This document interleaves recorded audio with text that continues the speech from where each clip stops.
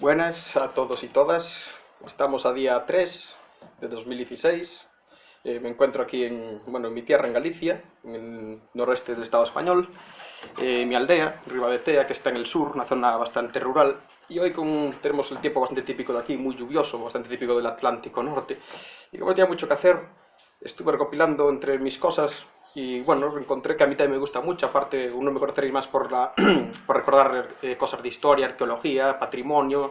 Bueno, esto también entra en las leyendas, pero también lo que me gusta mucho es el ocultismo, ¿no? El mundo oculto, el mundo del más allá, que tiene a veces mucho que ver con la arqueología y demás. Y bueno, entonces pues se me dio por hacer un pequeño recopilatorio, ¿no? Recordar un par de leyendas de aquí, de mi propia tierra, donde vivo yo. Es decir, de mi propia aldea, vamos, del mundo rural donde me crié. Este vídeo lo hago en castellano, ya no lo hago, yo normalmente hablo siempre gallego, pero como sé que en el grupo que tengo en Facebook, que se llama Expediente Oculto, pues hay mucha gente que es de fuera de Galicia y otra hasta de Sudamérica, pues así nos entendemos todos y lo importante es eso, ¿no? Que muchos sepáis cómo es aquí también la cultura del miedo aquí en mi tierra, ¿no? Que es muy rica. Cuentan de mi tierra, de mi país, Galicia, que es el segundo país que tiene más cultura del miedo después del propio Egipto.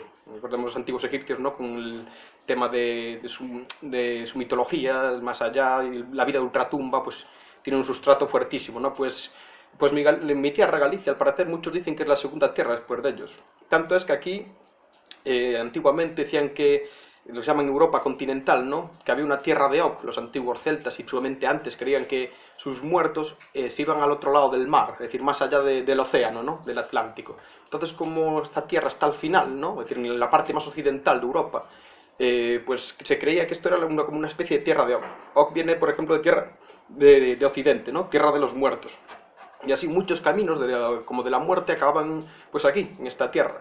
El más célebre que igual tuvo pues la herencia fue el famoso Camino de Santiago, ¿no? Que mucho tiempo antes, muchos siglos atrás, ya existía ese camino. También tenemos Fisterra, que llaman el fin del mundo, la zona más occidental, que bueno, era como el final del camino al mismo tiempo. Fisterra tenía dos significados. Tenía el significado tal vez de material, ¿no? De hacer el camino al fin del mundo, que seguía por aquellos tiempos, y también tenía el significado espiritual de fin del camino, ¿no? Se decía que mucha gente intentaba hacer ese camino espiritual y se moría por el camino. Y entonces sus almas, que querían sus cuerpos, los enterraran pues al lado del camino, es decir, en el camino.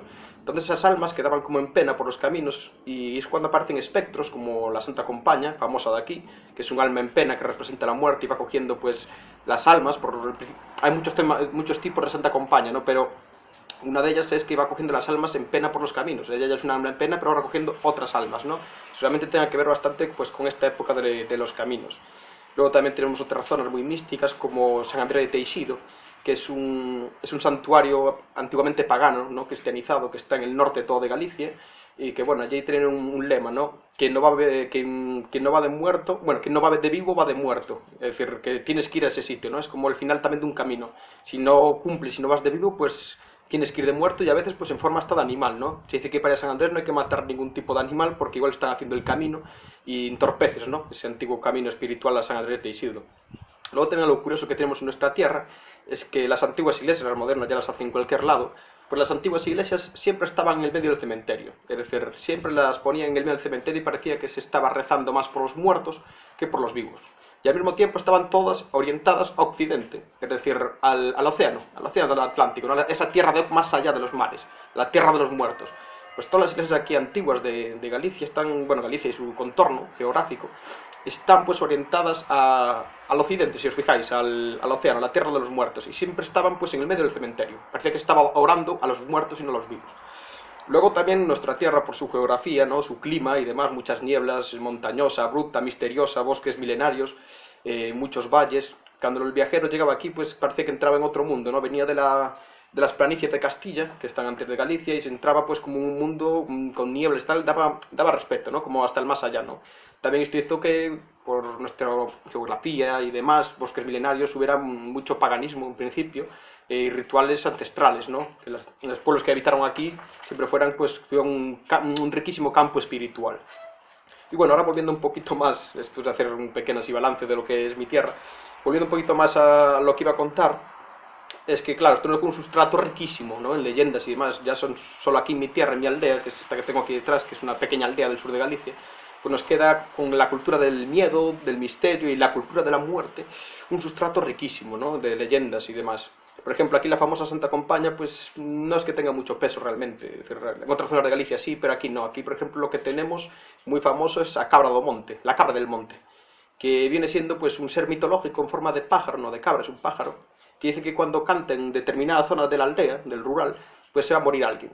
Dicen que si canta una cabra, un pájaro de la muerte, bueno, una cabra joven, pues muere alguien joven, si canta una cabra vieja se muere pues alguien viejo, y bueno, pues, pero siempre muy vinculado a ese animal, que no tiene tampoco un animal biológico en sí. Es decir, muchos piensan que es el búho o el moucho, como lo llamamos aquí, otros dicen que es a curuxa, que es el mochuelo en castellano, pero no tiene un animal afincado a él. Es decir, que es un ser mitológico, ¿no? Que no tampoco se dice directamente que es este animal, ¿no? Sino que es un ser mitológico. Y también, por ejemplo, en otras zonas de Galicia, como la Sierra de Ourense y la Sierra de Lugo, las zonas montañosas, también existe la misa de ánimas, que no es como la Santa Compaña, es parecido, pero también representa esa muerte, ¿no? Es decir, lo que es el personaje de la muerte, que en otros sitios aparece con la típica guadaña y tal, pues pero de otra forma representada. Pero aquí en general, en mi tierra, en Ovaldo Condado, donde vivo yo, tenemos, aparte de la cabra del monte, la costumbre de relacionar pues estos preludios de la muerte o estos mensajeros de la muerte o la propia muerte, que se aparezca en formas de animales. No tiene por qué ser también siempre la cabra del monte, es la más famosa, la más común, pero hay más animales. Y ahí es donde voy a contar pues dos leyendas que vienen directamente de mi propia familia, porque a las dos le pasó a mi bisabuela aquí, entonces voy a decir la aldea que estamos aquí viendo detrás mía. Y vais a ver un poco esa cultura legendaria de animales vinculados a la muerte, ¿no? La primera, mi bisabuela, yo la conocí hasta que tenía 2 años, es decir, no tengo recuerdos de ella, pero se murió cuando yo era muy pequeñito, mi bisabuela. Pero esto me lo contó mi abuela, que mi bisabuela cuando tenía 4 años, junto a su hermano, que tenía un poco más, que Agustín, debía tener unos 7 o 8, yo vivía en una zona muy metida en el monte, ¿no? Es más, que la zona esa la llaman donde vivía antiguamente el Eido Monte, es decir, la zona del, bueno, Casas del Monte, más o menos. Es decir, una zona que está muy metida en el monte, y ellos estaban en otra zona de la aldea, que no está lejos, pero claro, de cruzar siempre el monte, y se le hizo medio de noche, y los dos eran pequeños, mi abuela bastante más, y mi bisabuela, perdón, y tuvieron, bueno, que ir andando, ¿no? Entonces había un camino, que aún existe hoy en día, que va por arriba, que va pegado al monte, va por el alto todo de la aldea, y por un lado está el monte hacia arriba, y por la zona de abajo están las fincas de trabajo, es decir, las veigas, como le llamamos aquí. Y en el camino, en el medio, solo hay una casa. Solo hay una casa que por aquella época vivía una señora muy mayor, solo ella, no nada más. Y los dos iban andando, ya se le hiciera de noche, y cuando estaban llegando a la casa, mi bisabuela se fijó que la entrada de la casa, en el que llamamos aquí el eirado, la zona de entrada de la casa, pues que había un caballo muy robusto, muy fuerte, negro, ¿no? Y con una apariencia un poco extraña. Y el caballo estaba viendo para la casa directamente, y ni se movía, ¿no? Entonces mi bisabuela, cuando ve aquello, le dijo al hermano, mira qué caballo hay en la puerta, qué caballo más bonito y tal. Y el hermano, que era un poco mayor, tiene un poco más de conciencia en estos aspectos, se fijó de que la señora, aparte de ser muy mayor, no tenía ya ganado. Es decir, que ese caballo ni le sonaba de verlo nunca en su vida. Y como vio la forma así un poco más espectral, negro y tal, le dijo a mi bisabuela, no mires para él y tira para adelante. Es decir, vámonos, que pasemos rápido por aquí. Siguieron andando y cuando estaban a la altura de la casa, el camino va más alto que la casa, entonces se ve perfectamente la entrada de la casa. Vieron el caballo, pero bueno, totalmente contemplado allí. El caballo estaba una pose viendo para la casa, muy serio, ni se movía, muy negro, muy oscuro. Entonces mi bisabuela le volvió a decir a su hermano, mira qué caballo más extraño hay en la puerta y tal. Y el hermano se puso ya nervioso de verdad y dijo, no mires para él, tira para adelante. Entonces la enganchó y bueno, echaron medio a correr para su casa, que estaría unos 400 metros más adelante.